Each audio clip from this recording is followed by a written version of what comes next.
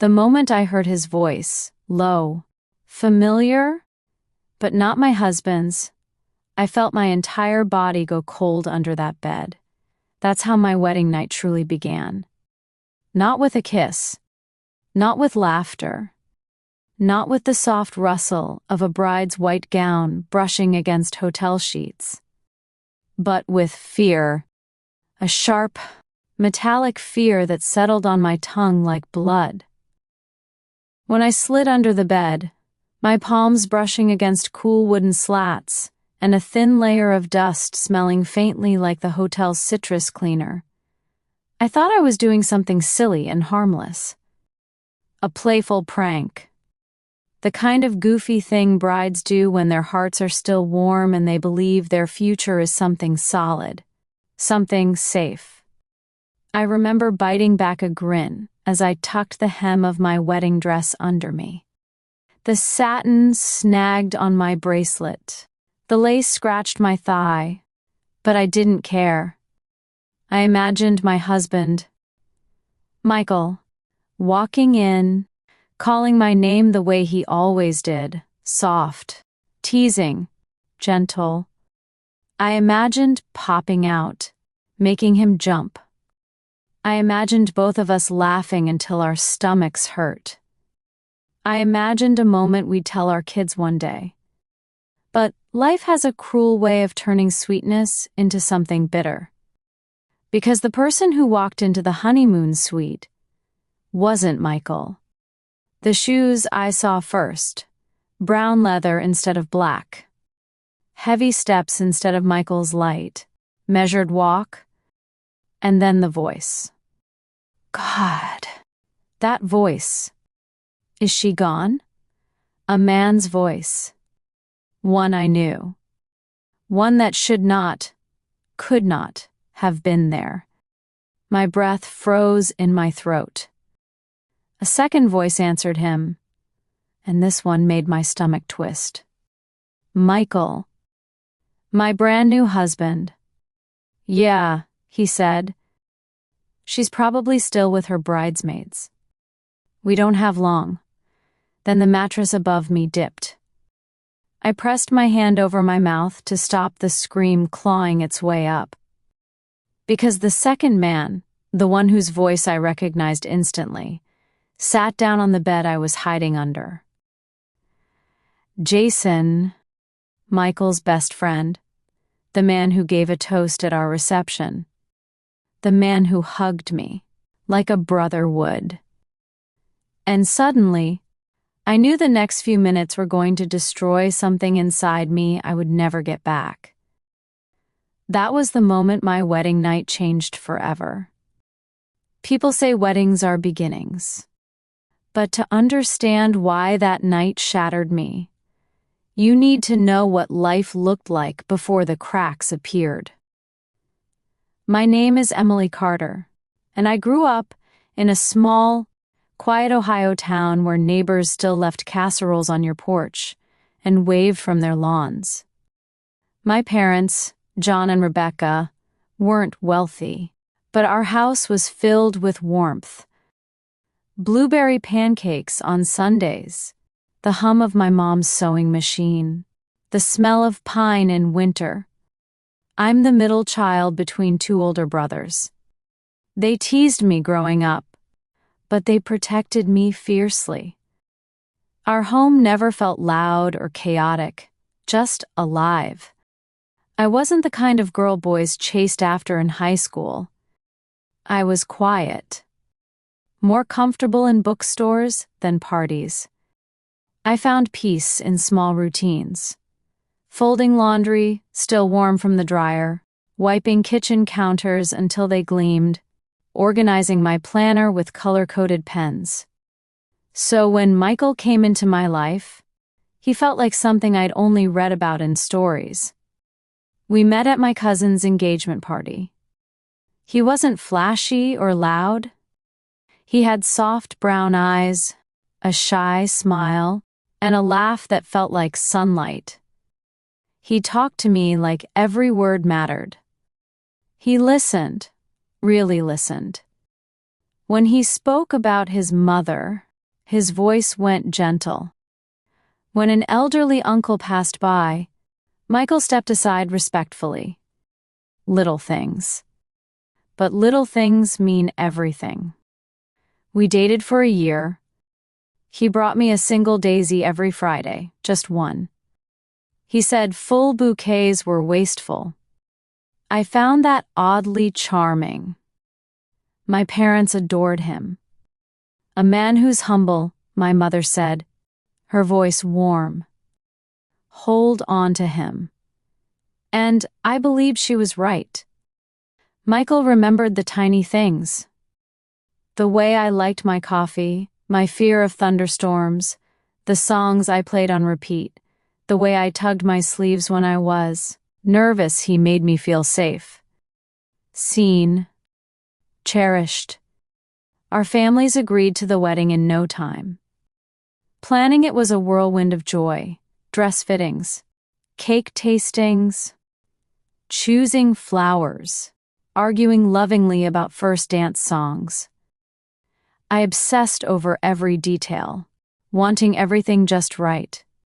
Because in my mind, we were just right. But hindsight is cruel. Looking back, all the signs were there. I just didn't know how to read them. Michael's sudden phone calls. His quick, it's just work stuff. Don't worry. His late nights. His new passwords. His unexplained stress. I trusted him. Blindly. Wholeheartedly. On the wedding day, everyone said I was glowing, hair pinned perfectly, veil floating like a cloud, makeup soft and romantic. My mom cried when she adjusted my necklace. My dad held my hand like he wasn't ready to let me go. And Michael? He looked at me like I was the only person in the room. Now, when I replay that memory, I wonder if it was love or guilt. Our honeymoon suite was stunning. White linens, rose petals, candles flickering. Everything felt like the start of something beautiful. If only I had known the truth. If only I hadn't crouched down. If only I hadn't laughed quietly to myself. If only I hadn't hidden under that bed. But I did. And that's how I ended up lying there, satin bunched under my legs, fingers trembling against the hardwood floor, listening as the two men I trusted most in the world lowered themselves onto the mattress above me. Listening as my wedding night, my marriage, began to unravel. I stayed as still as I could, heart hammering, sweat prickling my skin. The dim glow from the bedside lamp flickered against the wall, and the soft hum of the air conditioner sounded impossibly loud in the silence. I wanted to vanish completely, wish I could melt into the shadows under that bed, but there was nowhere to go. My whole body screamed to run, but my mind screamed to listen. Michael's voice, calm and familiar, carried just enough warmth to make the situation feel even more surreal. I told you, Jason, she's not going to be back for a while. We have time. Jason chuckled softly, leaning back. Yeah, but you know how she gets. Emily can be unpredictable. What if she decides to sneak back early? My stomach dropped. Emily? That name, my name, and yet they were talking about me as if I weren't even there. Don't worry, Michael said. I've got it all under control. I pressed my palms harder against my face, trying to stop the panic from spilling out in a gasp or sob. Every word, every pause, every laugh they shared sent a jolt of disbelief through me. I couldn't process it. This wasn't Michael. This wasn't Jason. This couldn't be happening on my wedding night. After what felt like an eternity, The conversation shifted. Michael's tone dropped into a lower, more urgent pitch. "We need to make sure she doesn't see this. Nobody can know. Not yet. Not the family, not the friends." Jason laughed, but there was a nervous edge to it. "Relax. Man, no one suspects a thing. She's too busy with her dress and pictures to notice anything." My mind was spinning. My chest ached. My hands trembled. I tried to steady my breathing, to make sense of the words I was hearing, but I couldn't. They were talking about me as if I were invisible, like I was a character in someone else's story. And that's when it hit me. My wedding day, the perfect, gleaming, happy day everyone remembered, I had been living in a bubble. I hadn't noticed the subtle shifts. The way Michael sometimes muttered names under his breath when he thought I wasn't listening, the fleeting glances he gave his phone, the excuses about late work meetings and friends dropping by unexpectedly, none of it seemed important back then. I wanted to believe in him completely. I trusted him completely. Until tonight. They spoke for what felt like hours, plotting, laughing quietly, and moving around the room in ways that sent chills up my spine.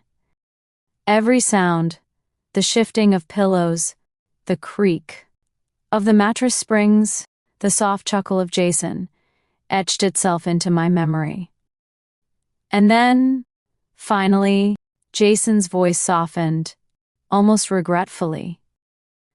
"You're sure about this, right? Once she finds out, there's no going back." Michael's laugh was quiet, but there was a sharpness to it, a cold humor I had never heard before. "I'm sure. She'll never suspect a thing until it's too late.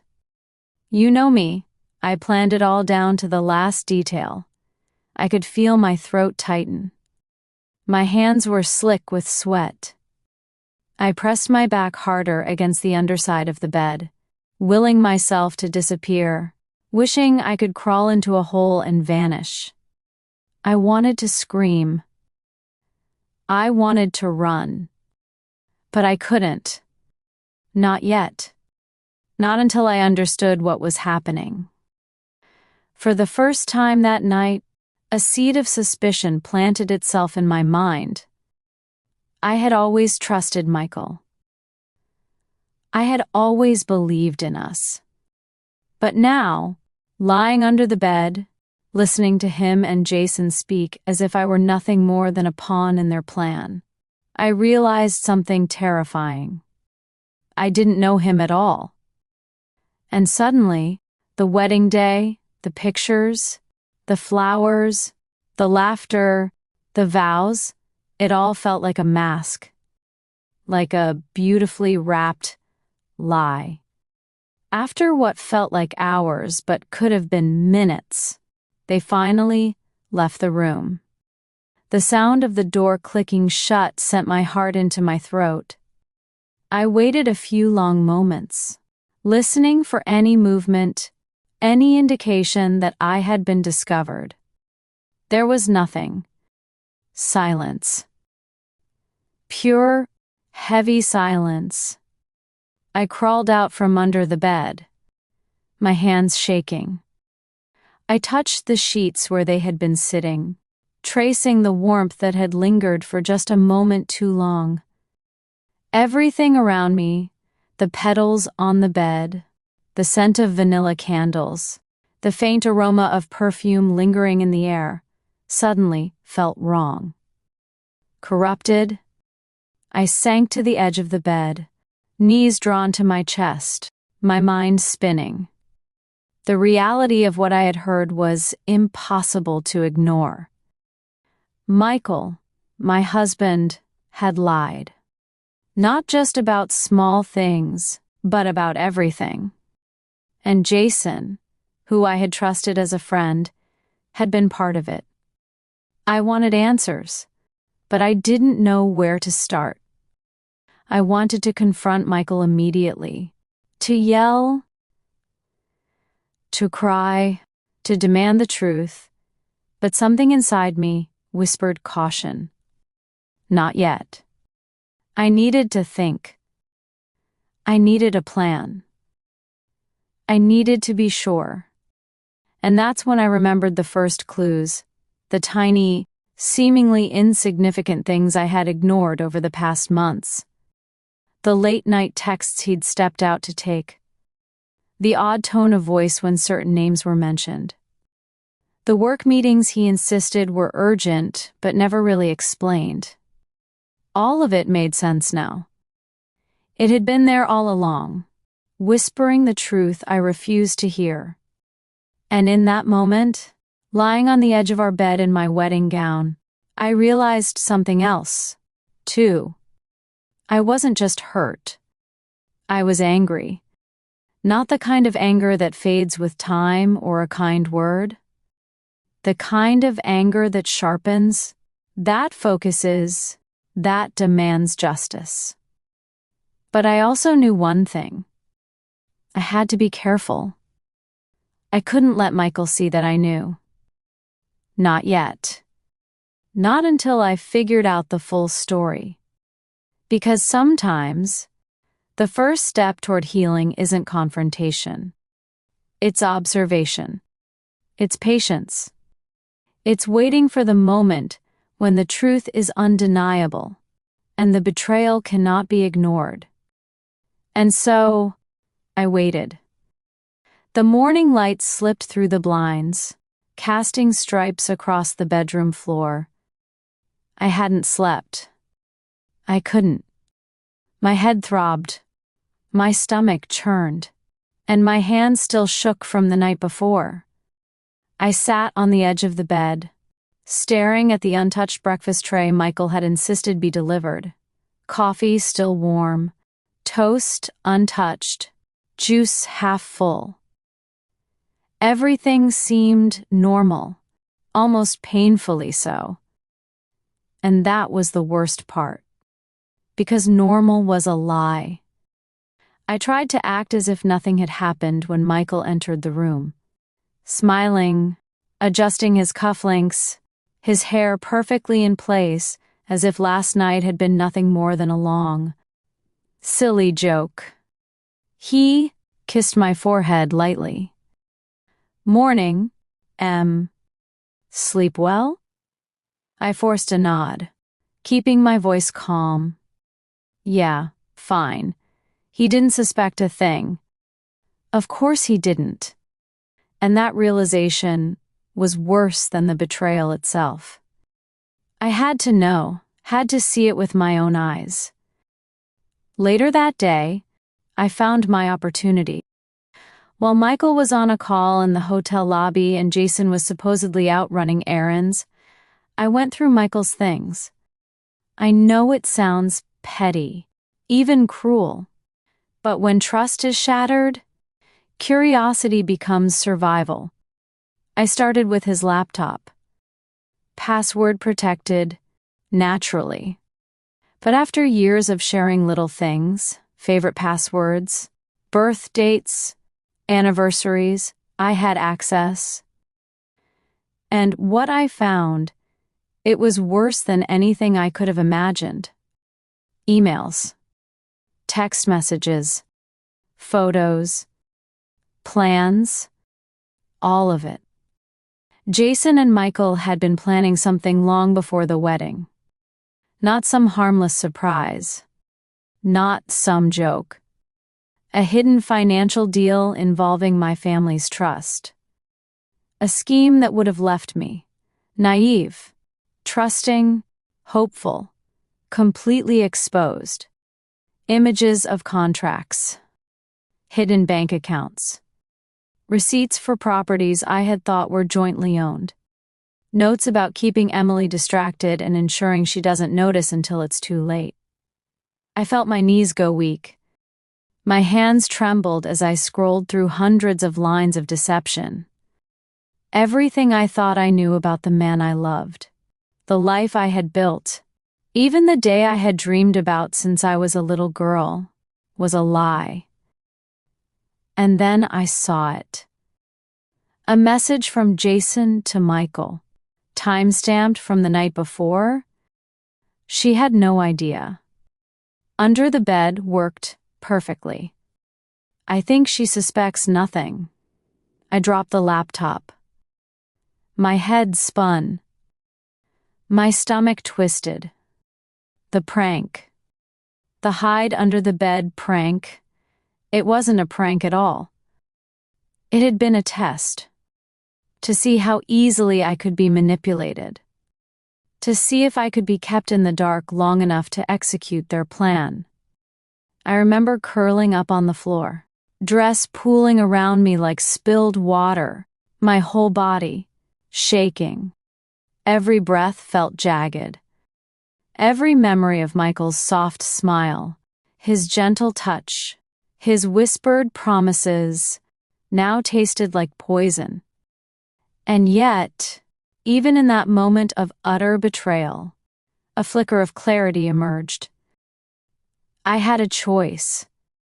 I could scream, cry, collapse into despair, or I could act. I chose the latter. That night, while Michael and Jason believed I was asleep in the suite, I followed them from a distance. I didn't want confrontation yet. I wanted proof, witnesses, a way to ensure that when the truth came out, there would be no question, no excuse. It was painstaking. I watched as they visited the properties, met with other people involved, whispered behind closed doors. Every detail I recorded, every small interaction noted. My anger sharpened, not like fire consuming blindly, but like steel being honed to a precise edge. I won't lie, it was terrifying. To see the man I loved and trusted, betraying me in such an elaborate, calculated way, but it was also empowering. I realized that even in betrayal, even when your heart is shattered, you can reclaim yourself. You can reclaim your dignity. The moment of confrontation finally arrived when Michael returned to the hotel room, unaware that I had gathered evidence, photographs, and receipts, proof that would make denial impossible. I looked at him, heart heavy but steady. "Michael," I said softly. He turned, surprised. "We need to talk." He laughed nervously at first.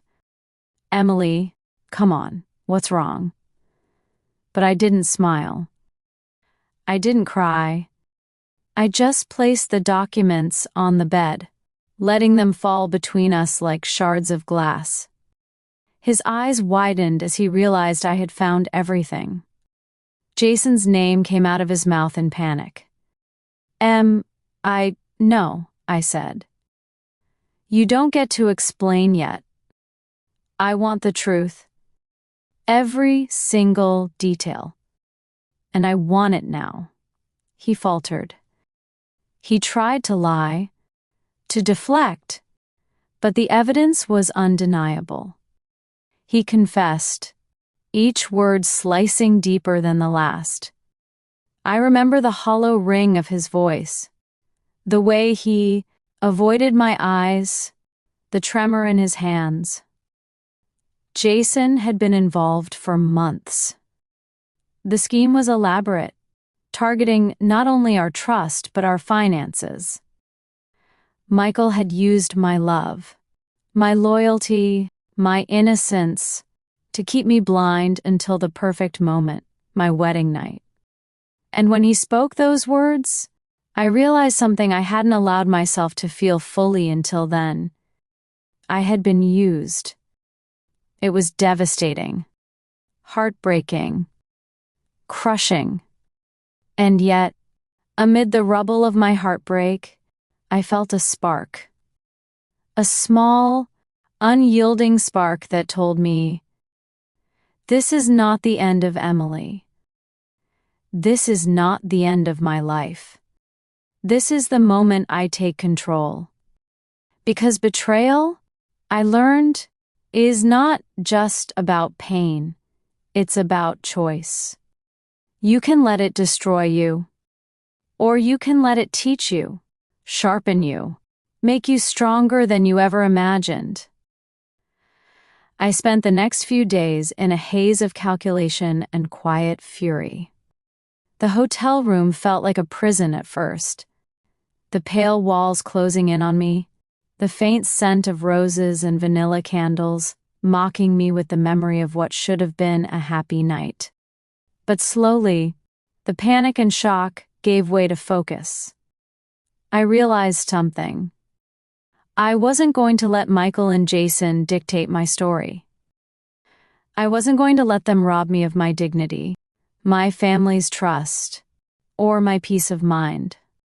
They had underestimated me, assumed I was naive, emotional, easily distracted. They had thought I'd break before I acted. They were wrong. First, I documented everything. Every email, every text, every bank statement and receipt. I printed what I could, saved screenshots on my phone, and even secretly recorded some conversations. I wasn't going to rush into confrontation unprepared.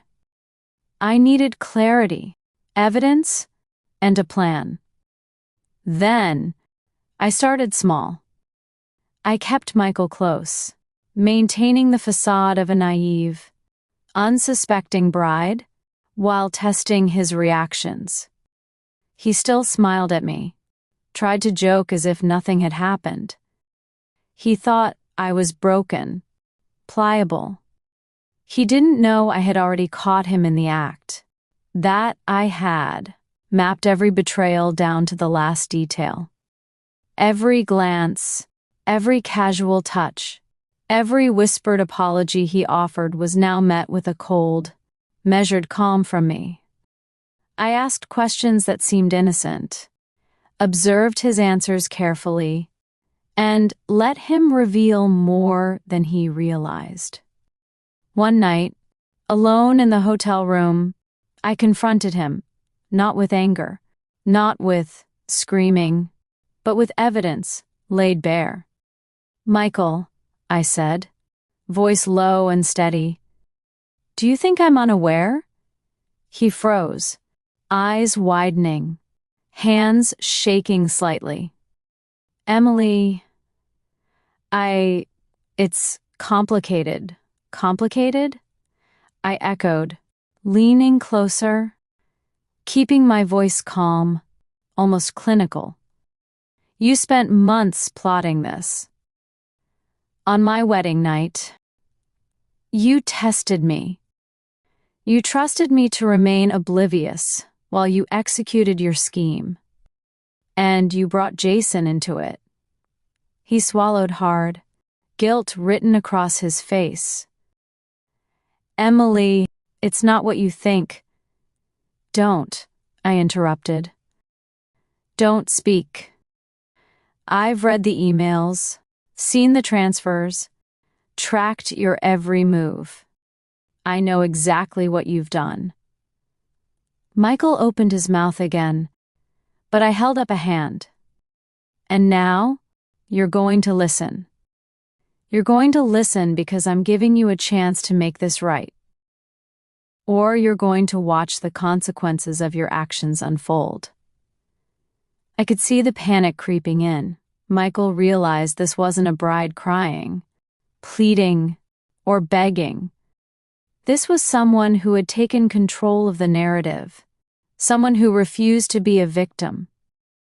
I started making calls, carefully, quietly, to people who could verify the documents and actions I had collected. Lawyers, bank officials, family members. People who could ensure that the betrayal didn't just remain a secret between Michael, Jason, and me. Every step I took was deliberate. I wasn't acting out of revenge for the sake of cruelty. I was acting to reclaim what was rightfully mine and to ensure justice was done. I wanted transparency, accountability, and truth. The hardest part, however, was maintaining the calm facade around Michael. Every morning he would kiss my cheek, thinking I had forgiven, thinking the shock had broken me. Every night he would whisper apologies, hoping I'd melt. And every night, I would keep him in suspense, never showing my hand too soon. I realized something crucial during this period.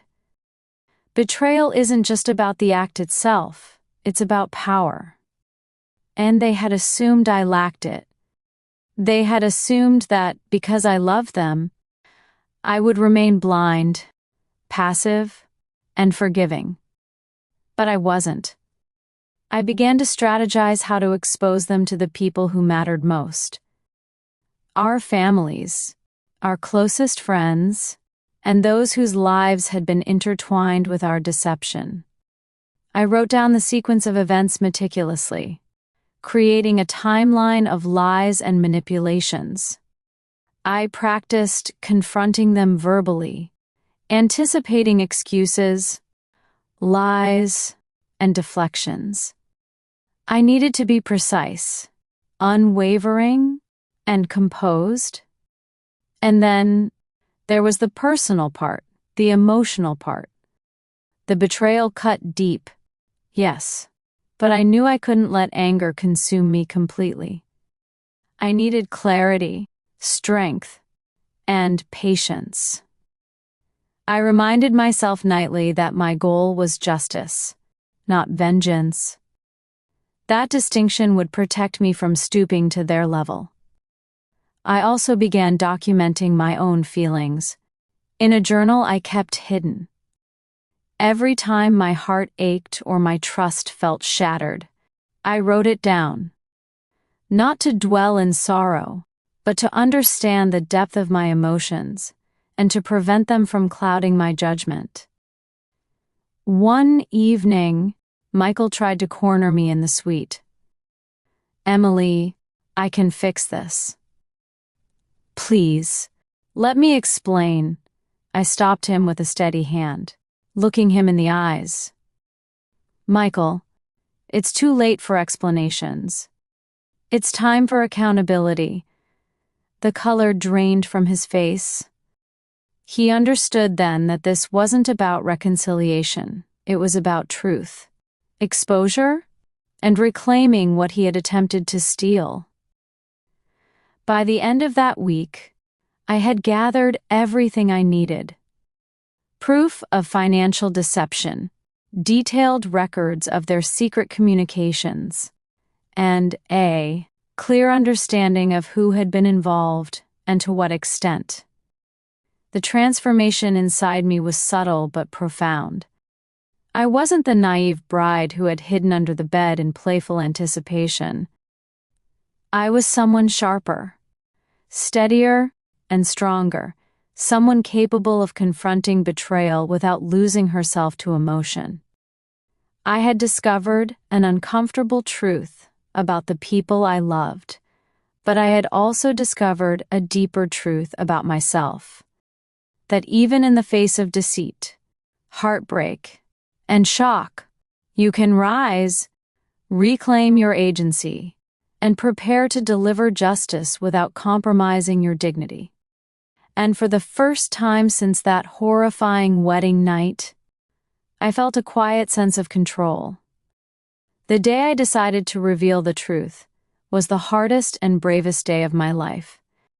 I wasn't doing it for revenge, not in the way most people think of it. I was doing it for justice, for clarity, for the people who had trusted Michael and Jason as much as I once had. I chose to call a family meeting at my parents' house. My father's living room was filled with the smell of coffee brewing and fresh flowers on the mantel, comforting, familiar scents that reminded me of the home I had grown up in. My heart pounded, but my hands were steady as I gathered Michael, Jason, and key family members in the room. Michael tried to maintain his composure, giving me that same calm, rehearsed smile he always did. Jason, however, looked uneasy, shifting on the couch, avoiding eye contact. I felt no fear, only determination. I took a deep breath.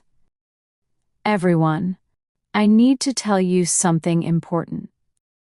It's about Michael, about Jason, and about our wedding night. Their faces twisted in surprise, confusion, disbelief. I didn't hesitate. I started laying out the evidence, piece by piece. Screenshots of emails, messages, financial documents, all of it laid bare. Every lie, every manipulation, every secret plan they had executed to deceive me and my family. Michael and Jason planned this for months, I said, my voice calm, but firm. They took advantage of my trust, of our love, to hide their scheme. On my wedding night, I overheard them plotting under the guise of a prank. Everything they did was calculated, and I have proof. My parents gasped. My brothers' faces turned pale, and Michael's smile faltered. Jason's jaw tightened, and I could see the panic in his eyes as he realized the scale of exposure. "What proof?" Michael demanded, but his voice wavered, betraying the confidence he had once worn like armor. I handed copies of everything to my father. "Here. Read it. See for yourself. I have nothing to hide." The room went silent as everyone absorbed the reality. My parents were shocked, horrified but also protective. My brother's anger was immediate, righteous, and directed squarely at the two men who had betrayed our family. Michael tried to speak, stammering, but my father held up a hand. "You don't get to explain right now. You need to answer to everyone here." Jason shifted uncomfortably. "Emily, it's not what you think. Don't," I said. "You already know exactly what I think. You both underestimated me. And now the world knows. The consequences were immediate." Michael was cut off from any access to our family finances. Jason's involvement became public knowledge among our families and mutual friends. People who had trusted them, who had celebrated our wedding with joy, now confronted the truth. Michael and Jason faced not just personal shame, but social accountability. Their reputations, which they had relied on as shields, crumbled. Friends stopped returning calls. Family members refused to attend events where they were present. Even colleagues distanced themselves once the financial manipulations came to light. And yet, through it all, I remained composed. I did not shout. I did not cry. I simply presented the truth and allowed it to stand on its own. There was a moment during the confrontation when Michael finally looked at me, fully, with no mask left. "Emily, I didn't think you'd ever find out." "I didn't need to think," I said. I observed. I listened. I waited. And now, the truth is out. Accountability is not optional. I realized then that the power of betrayal doesn't lie in the act itself. It lies in secrecy. Once secrets are exposed, the balance shifts. Justice, when executed with clarity and patience, can feel almost cinematic, almost satisfying, not because you relish the fall of another, but because truth finally stands where lies once ruled. By the end of that day, Michael and Jason were left to face the consequences of their choices. And for the first time since that dreadful wedding night, felt a sense of closure, not complete peace, but clarity.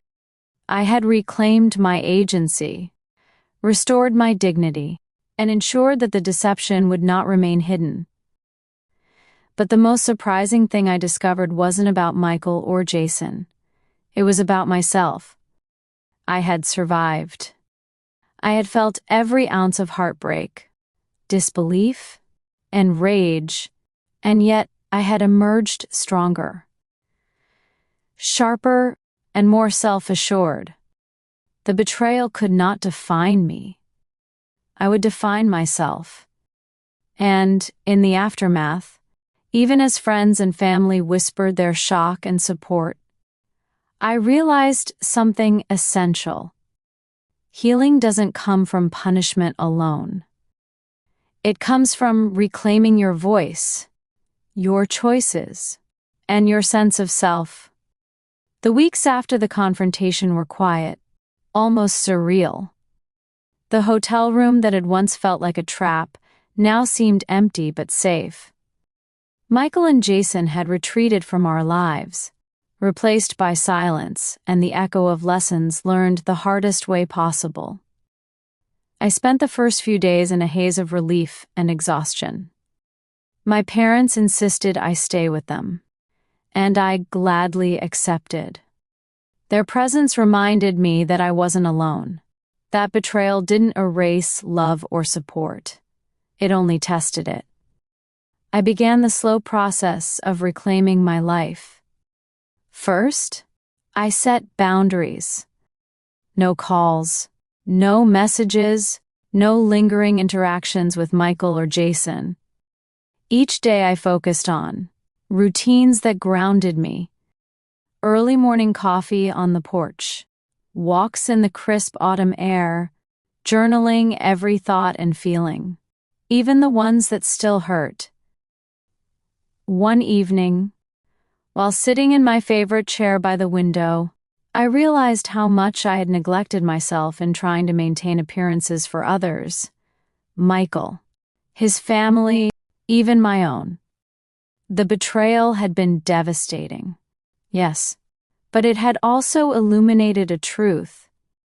I needed to prioritize myself, to honor my own instincts and feelings before anyone else's expectations.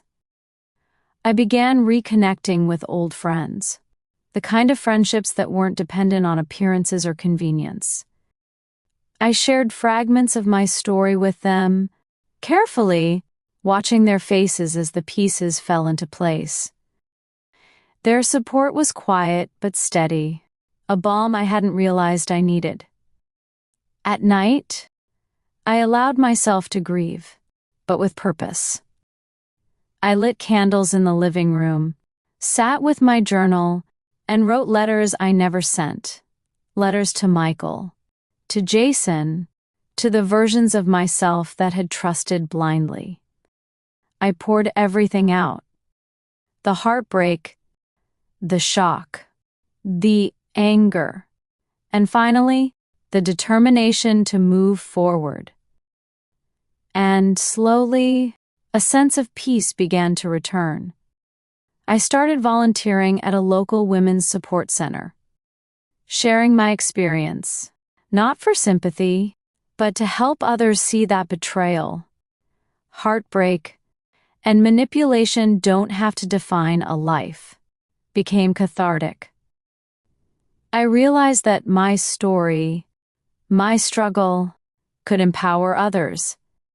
I could turn pain into strength, not just for myself, but for those who might feel powerless. Financially, I had to make adjustments. Michael's schemes had left temporary complications, but with careful planning, guidance from trusted advisors, and my family's support, I managed to stabilize things. More importantly, I understood that wealth, possessions, or material security were secondary to trust, love, and integrity, things that cannot be stolen if you recognize their value early. And then, perhaps most surprisingly, I found joy again. Small moments, laughing over coffee with my brother, hiking with a friend, listening to a song that reminded me of childhood innocence, became treasures. Life, I realized, is about these small recoveries, not just grand gestures. I also forgave, not Michael, not Jason, but myself. I forgave myself for trusting too much, for ignoring the subtle warning signs, for believing that love could shield me from deceit. That forgiveness wasn't weakness. It was strength. A quiet declaration that my life, my choices, and my heart belonged to me, not to anyone who would use them. Months passed, and I started to dream again, not of a perfect love story, but of one grounded in honesty, respect, and mutual care. I allowed myself to hope, cautiously but sincerely. I learned that while heartbreak can shatter illusions, it can also build resilience, insight, and wisdom. One morning, I stood on the porch with a cup of coffee, watching the sunrise paint the sky in shades of pink and gold. The air was crisp, carrying the scent of dew and pine. For the first time in months, I felt a profound calm. The betrayal that had once consumed me was now a memory, a teacher, not a tormentor. And I whispered to myself, softly, almost as if sharing with the world, I survived. I learned. I chose myself. And I will continue to choose me every single day. The moral, I realized, was clear. Betrayal will happen, sometimes when you least expect it. But the true measure of a person isn't in the betrayal itself. It's in the courage to reclaim your life, to restore your dignity, and to move forward with strength and clarity. Life doesn't stop for heartbreak. It keeps moving, persistent, demanding, full of opportunity and challenge. And so must we. I may have hidden under a bed, thinking it was a playful prank. But that night, and the months that followed, taught me more than any lesson in innocence or naivety ever could. I discovered my strength. I discovered my voice. And, most importantly, I discovered that no one, not even the people you trust most, can take away your power if you choose to reclaim it. Sometimes, life surprises us in ways we never expect. Sometimes, the people we trust most, our partners, our friends, can betray us in ways so profound that we question everything we believed. I never imagined that my wedding night, a night meant for love and celebration, would become the beginning of one of the most painful lessons of my life. But here's what I learned. Betrayal does not define you. The people who deceive, manipulate, or take advantage of your trust are not the ones who hold power over your life. You do. Every choice you make in response, every decision to stand tall and reclaim your dignity, is a statement that your life belongs to you. Healing is not about forgetting. It's about understanding. It's about finding the courage to face what happened, the wisdom to learn from it, and the strength to move forward stronger than before. I had to navigate shock, heartbreak, and fear, but I came out on the other side more resilient, more self-aware, and more determined to protect myself and my life. To anyone listening who has faced betrayal, maybe not as dramatic as mine, maybe even worse. Remember this: you are not powerless. You are the author of your own story. Even when others try to write chapters for you, even when trust is broken, you can reclaim the narrative. You can find your peace, your strength, and your path forward. So I leave you with this question. If you discovered the truth about someone you trusted completely, how would you respond? Would you let it break you, or would you let it teach you, guide you, and ultimately empower you? If my story resonated with you, if it gave you even a small measure of hope or courage, share your thoughts and support others who have faced betrayal too. We may not choose the challenges life gives us, but we always have the choice of how we rise from them.